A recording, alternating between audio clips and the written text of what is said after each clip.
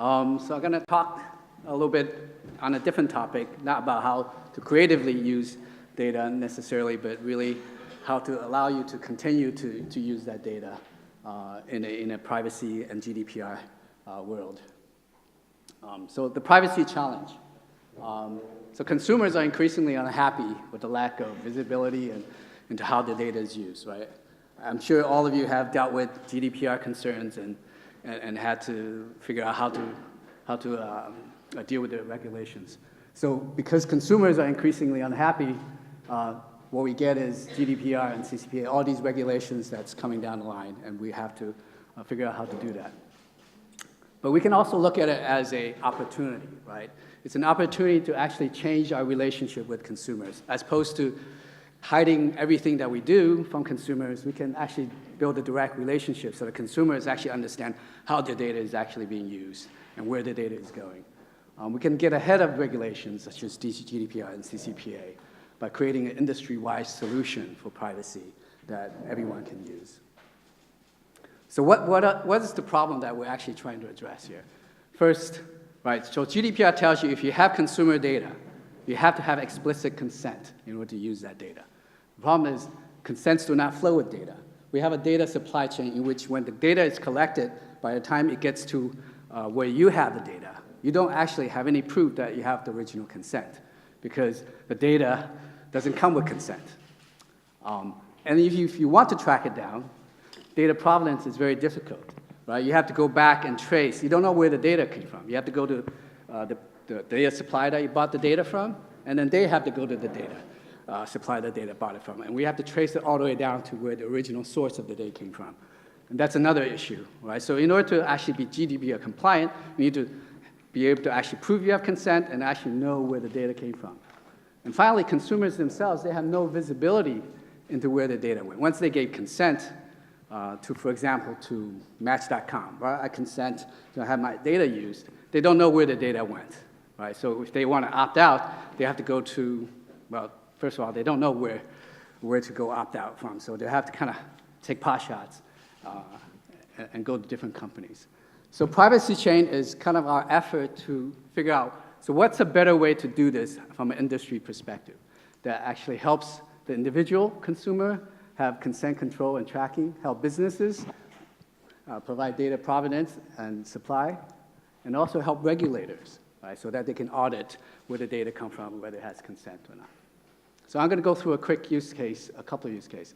So let's say Martha signs up for Ibotta, right, it's a reward system. She opts in as you sign up. So this is one of the traditional ways. We're getting more sophisticated in terms of how we can capture consent, but this is one of the ways. So when we capture consent, the idea is at the time of capture, we write that into a blockchain, right, into PrivacyChain that specifies what attributes that you're allowed to, of hers. So it's metadata, not the actual data that's get written into the blockchain. So let's say we want to run a campaign now. And the campaign, we're actually going to be transferring data to Epsilon in order to run that campaign.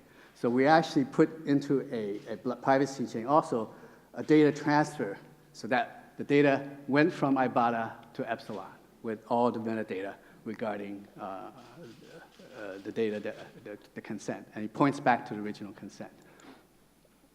So there's a receipt that actually is auditable, right? An auditor, a regulator can go and say, okay, you have that data, and you have the consent for that data. Finally, after the campaign is over, the data is removed, we can actually go and actually change that and write that into a blockchain so that you're not beholden to actually keeping that data long term. That's one use case. Another use case from a consumer perspective is now as Martha, as a consumer, as an individual consumer, you can go back to where you signed up, and let's say we can create a consumer portal. Let's say in this case, she signs up for Matchmaker.com. These are all the consents she has given for that data, and all the data transfers. She makes a subject access request. I'm sure most of you know what the subject access request is. By regulation, every company who has consumer data must support that must have a consumer be able to opt out of the information. And so in this case, subject access request, because we know where all the data has transferred, we can actually propagate this opt-out all the way down the line. So before, you, as a consumer, you go to one company, you opt out. Let's say you're part of a data supply chain. Because the data, if I as a consumer opt out of your company, you didn't propagate that opt-out backwards. The next set of data that comes in will still have the consumer's data. So you can't just erase that consumer information. You need to keep a suppression list, right? Everybody in the data supply chain has to keep a suppression list. And that's a very, very inefficient way of tracking consent.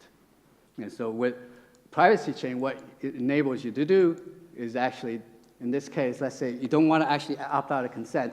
You actually want to opt out of the location. Let's say me as an individual, I decided I want to change my mind. I don't want my location to be known, to be used as data for other people to do analytics, to do marketing purposes.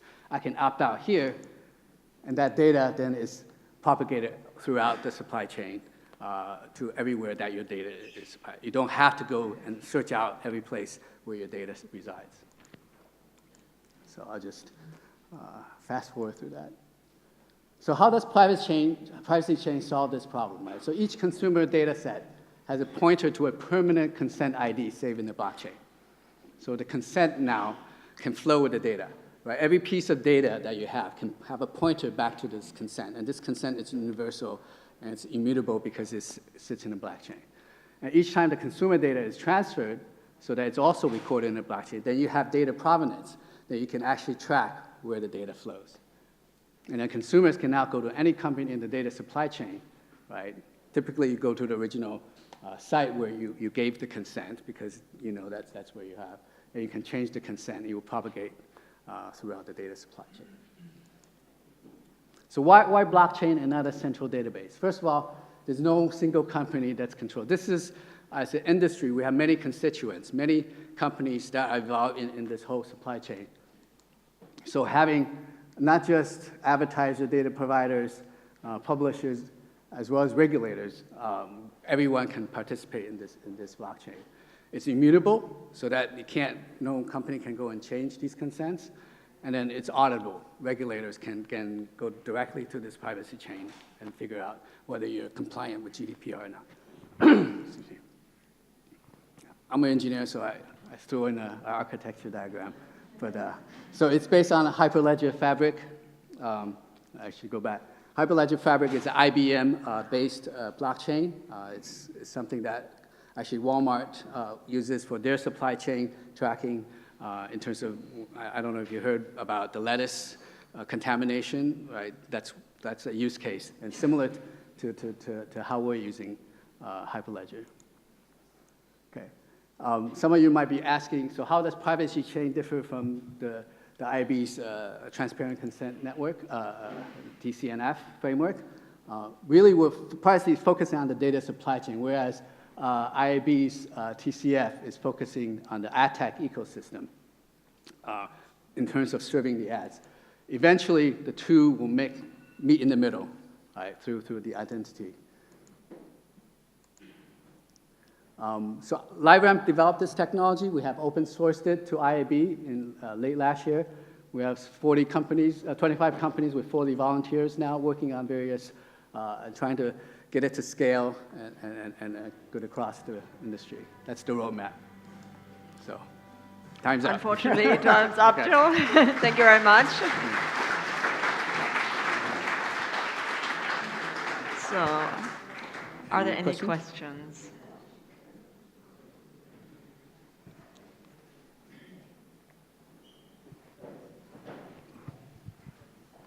So it's good. Can you hear? So it's good to see that there's a whole bunch of partners that are ready to sort of start to test the kind of privacy chain concept. Interesting that you put data supply chain separate from kind of ad tech ecosystem and the idea that they come together and those partners can help to do that. The question I have is, are you starting to see through some of the implementation of this, as it starts to scale, the classic kind of issues around speed and I'm especially thinking about the fact that that ad tech ecosystem is trillions of Yes. impressions, and therefore, as this thing starts to scale, surely we hit the issues that have always plagued blockchain. Yeah, absolutely. So scalability is one of the main concerns with the blockchain technology.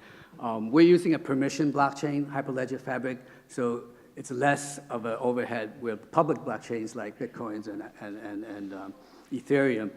Speed is definitely one of the challenges they have. With a permission blockchain, we can have smaller number of nodes, and then we can actually reduce a lot of the overheads with checking. But in order to get this to scale, that's one of the jobs that the working group is working on, absolutely, yeah.